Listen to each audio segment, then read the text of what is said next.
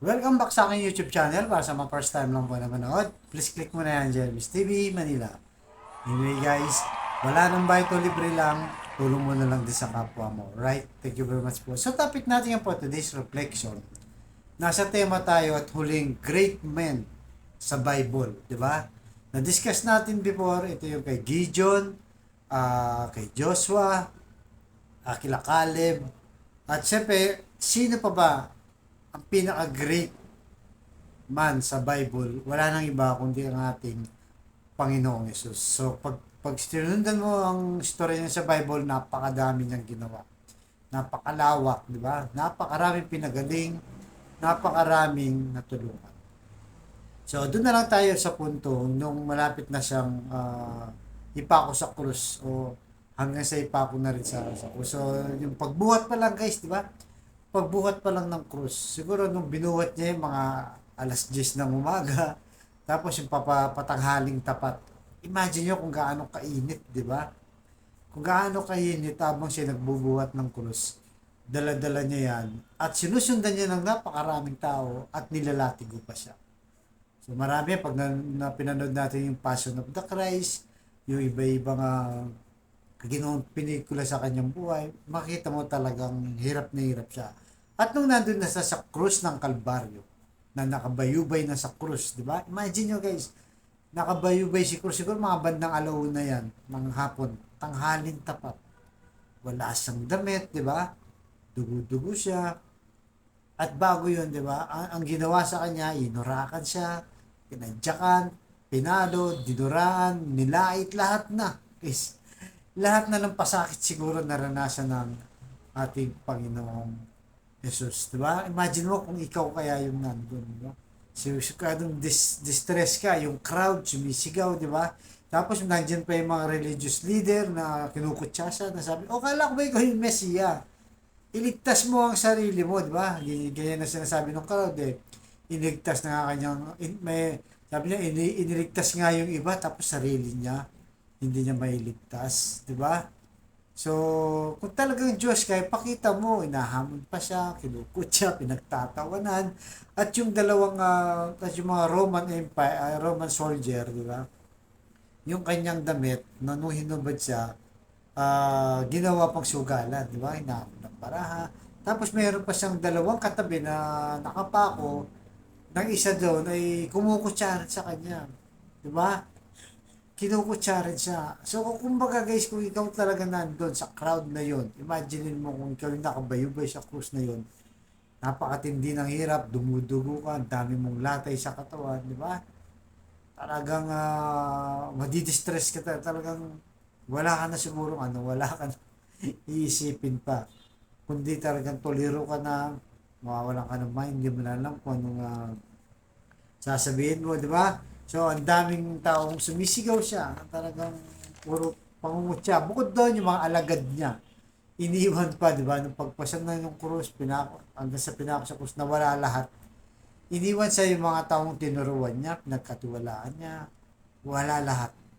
Talagang siya lang mag-isa. At siyempre, kasama niya ating malay na. Di ba? Kaya nga, pero sa kabila ng yun, guys, sa kabila ng lahat ng yun, latay, suntok, dura, panglalait, panginsulto, pinagtatawanan, lahat na. Sa kabila na yun, anong ni-request niya sa ating amang nasa langit. So sabi niya, sa Lucas chapter 23, verse 36, at sinabi ni Jesus, Ama, patawarin mo sila, sapagkat hindi nila alam ang kanilang ginagawa. And guys, napakalinaw, di ba? Napakagandang mensahe. Wow, di ba? Wow talaga.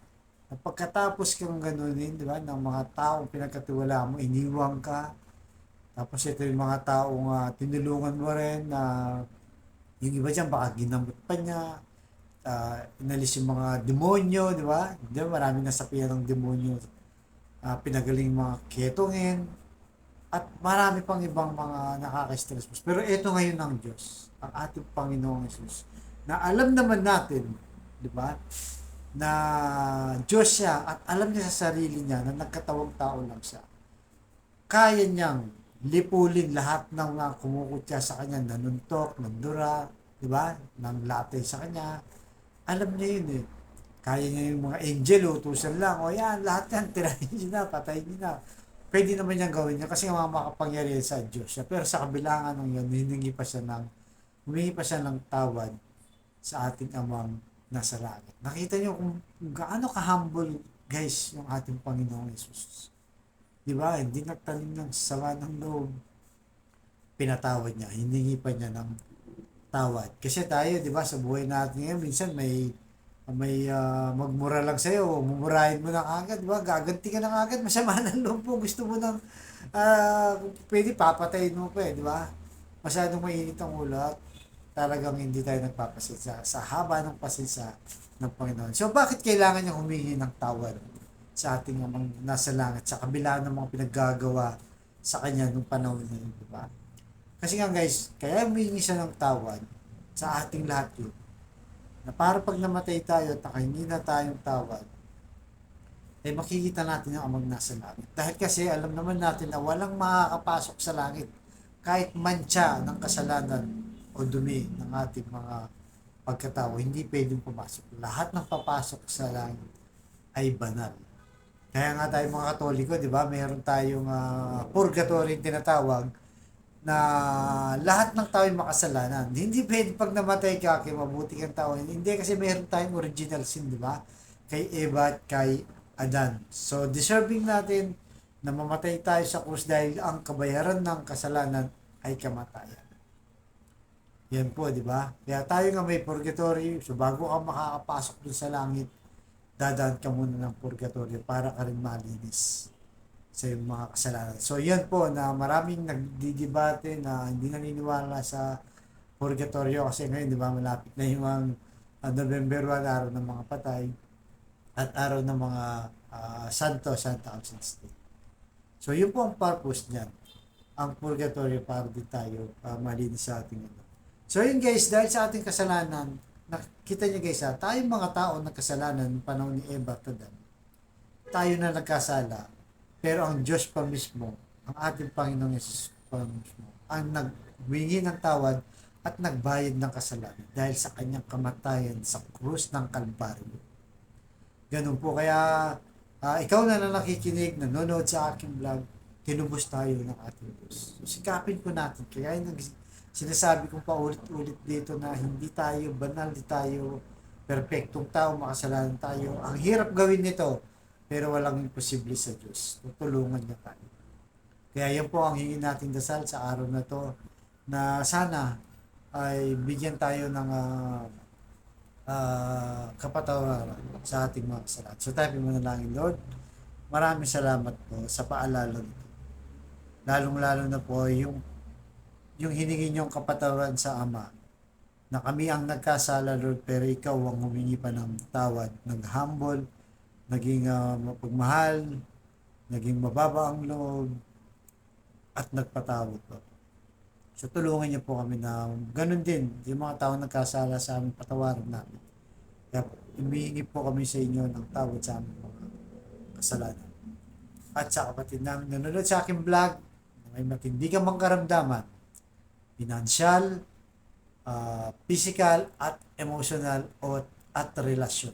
So, sabayan mo ko sa napakasimpleng dasal na kung ikaw ay maniwala, magtiwala, at manampalataya, ano man ang hingin mo sa pangalan ng ating Panginoon Jesus, ay tsak yun, kanyang ibibigay sa tamang panahon. So tayo manalangin mali.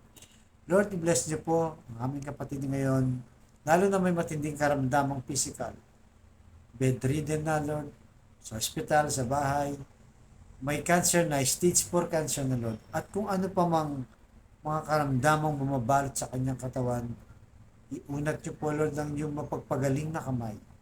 Ipuhin niyo po ng iyong mapagmahal na kamay. Tanggalin niyo po ang kanyang sakit sa katawan para sa kanyang pamilya. Ganon din po sa relasyon nagkawatak-watak, nagkasira-sira na hindi magkakaunawaan o hindi nagkakasundo.